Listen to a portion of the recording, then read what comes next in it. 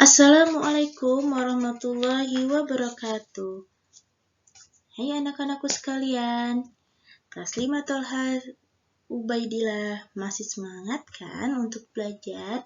Nah, kali ini Ibu akan melanjutkan ya dari pembelajaran 1 dan 2 pada subtema 2 di tema 5G. Nah, di sini judulnya adalah peristiwa kebangsaan seputar proklamasi.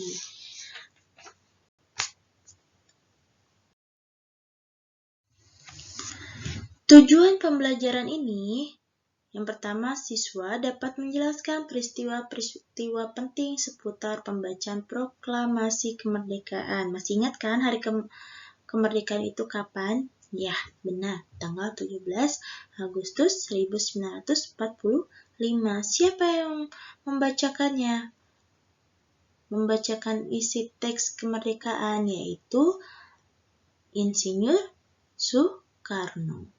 Nah, siswa dapat membuat peta pikiran dari teks narasi sejarah. Siswa dapat menjelaskan ciri khas dan keunikan tarian daerah, dan siswa dapat melakukan percobaan tentang perubahan wujud benda.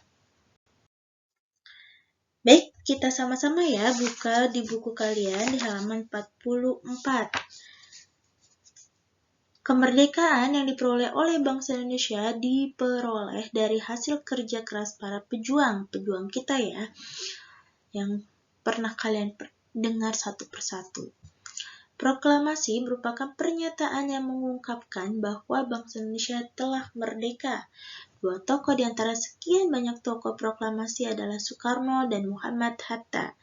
Kedatangan Jepang awalnya disambut baik oleh para tokoh nasional, yaitu Jepang yang telah berjanji akan memerdekakan seluruh negara di Asia, termasuk di Indonesia.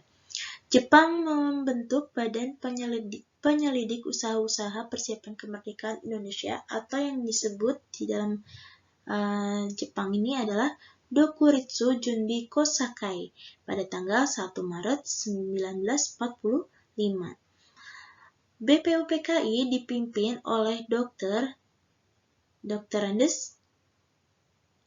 Regimen Widyodiningrat dan Raden Panji Suroso sebagai wakilnya. Jumlah anggota BPUPKI adalah 63 orang. Selanjutnya, setelah terbentuknya BPUPKI, segera membentuk Panitia 9 yang diketuai oleh Insinyur Soekarno. Pada tanggal 29 Mei 1945 hingga 1 Juni 1945, Panitia 9 berusaha merumuskan dasar negara Indonesia. Pada tanggal 1 Juni 1945, Insinyur Soekarno mengusulkan nama bagi dasar negara yaitu Pancasila. 5 dasarnya apa saja, Bu, yang diusulkan oleh Bung Karno? Yang pertama, kebangsaan Indonesia. Yang kedua, internasionalisme atau kemanusiaan. Yang ketiga, mufakat atau demokrasi. Yang keempat, kesejahteraan sosial. Dan yang terakhir, ketuhanan yang Maha Esa. Nah, perjuangan secara diplomasi adalah perjuangan yang berupa perundingan dengan pihak lawan untuk mencapai suatu kesepakatan.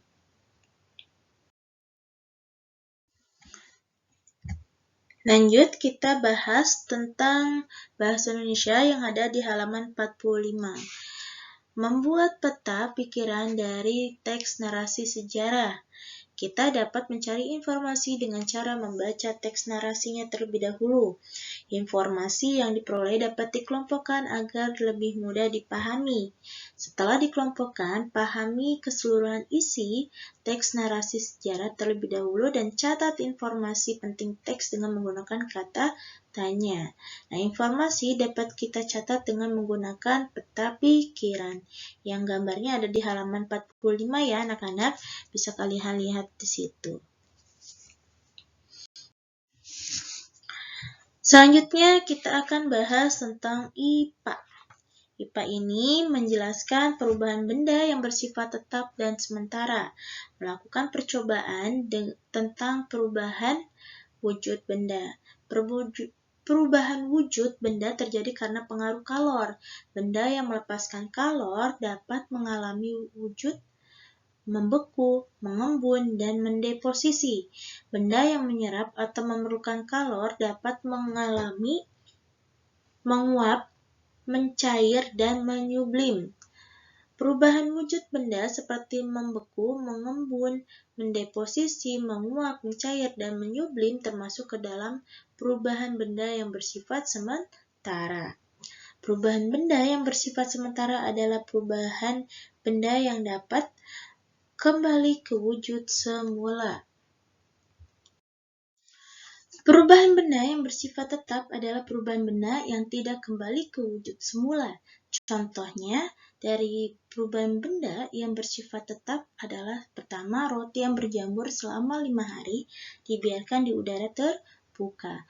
Yang kedua, beras yang dimasak akan berubah menjadi nasi ketika nasi tidak dapat berubah kembali menjadi beras. Nah, yang ketiga, kayu yang dibakar akan menjadi abu. Abu tidak dapat kembali menjadi kayu. Perubahan wujud yang terjadi pada lilin yang dibakar mula-mula berwujud padat, tetapi karena pembakaran atau pemberian kalor, wujudnya berubah menjadi cair. Dalam proses pembuatan garam, air laut dipanaskan dengan bantuan sinar matahari hingga air laut menguap, sementara garam yang terkandung dalam air laut mengendap.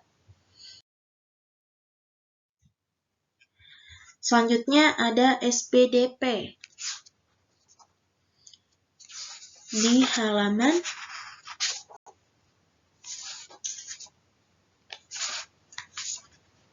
52. Di sini tari dolalak berasal dari Kabupaten Purworejo.